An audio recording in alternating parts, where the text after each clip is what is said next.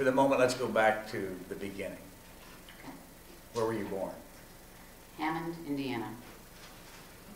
What were your parents doing in Hammond, Indiana? Dad had come up, both of my parents were born in the U.S. Dad was born outside of San Francisco, Mom was born in Kansas. Dad was taken to Mexico as an infant to be raised there, so he never really learned English very well. When he came of age, he decided, I'm a citizen, I'm going up to the U.S. To make my life, and he knew there was a big pocket of Mexican Americans that were working in the steel mills of Northwest Indiana, so he ended up that way. My mom's family left Kansas because when she was, I think it was only about 13 years old or so, her father died. Her father had been working the railroads.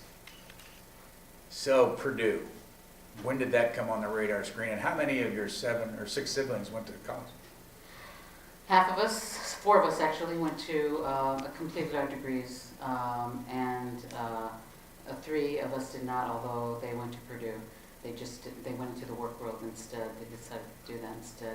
But we're a Purdue family. I introduced you to Chris Curiel earlier, my nephew. My grandmother, when she was 60, went to Purdue and got her nursing degree. My dad's mom. Very much a Purdue family. So you came here because the family had all come here, or? No, actually my freshman year I went to Butler, which I thought would never amount to anything in sports. So you do not want me to prognosticate on sports. So, but what struck me about Butler, I really felt the magic of Hinkle Fieldhouse, which, has anybody been in that fieldhouse for basketball? It's amazing, isn't it?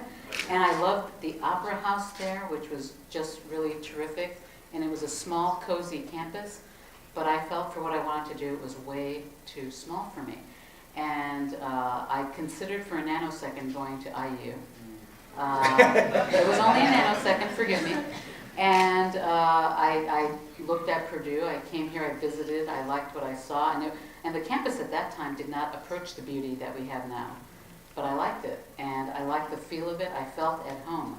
The nice thing about Purdue is we're a series of communities, and you can be a part of a small community or a larger one if you want to. So I know you teach it here, presidential speech writing, but if somebody were to come to you and they really had just been hired at the White House, what are the 3 things you'd tell them, you'd warn them in advance, that this is what you're walking into? No matter how excited you are about being in the White House, look out for the following 3 things. First, fight the fascination. It's a historic place, obviously, and so you're walking in to rooms where Dolly Madison and James Madison had been. You're walking into a place that was built by slaves. You're walking into a place that has heard and remains filled with the echoes of history. And if you focus on that, you can't get your job done. You cannot get it done. So that would be the first thing. The second thing is just to really enjoy the ride. And it can be a heck of a ride. It is a unique opportunity to see history up close. It is a lot of hard work. You should not complain about the hard work, because once it's gone, you're going to say, I wish I were back at the White House. I heard that many times from my former colleagues, and I sometimes feel it too, like, oh, if I was there, I'd be doing this. But you can't. You had your time, and that was it. And the third thing I would probably say is always wear shoes that you can run in. Which sounds ridiculous, but I can tell you a story, and it's really embarrassing, so this is when you really want to listen. Okay, so there were people that had been left behind by motorcades, the presidential motorcade. I was not, but I came this close to it. We were in, I think it was Georgia, I'm not sure. But I was with, no, it was Indianapolis. I was with Deval Patrick, who is now the governor of Massachusetts and a good friend. Deval and I did not realize the motorcade was taking off. We were behind, and I was wearing a skirt. You'll notice, everyone will notice, I do not wear skirts anymore. So, and I had heels on as well. And we had to run after the motorcade. Now, I have run after things. I ran after a Purdue football team bus once when I was sports editor here because they were leaving me behind at the rest stop. I caught it.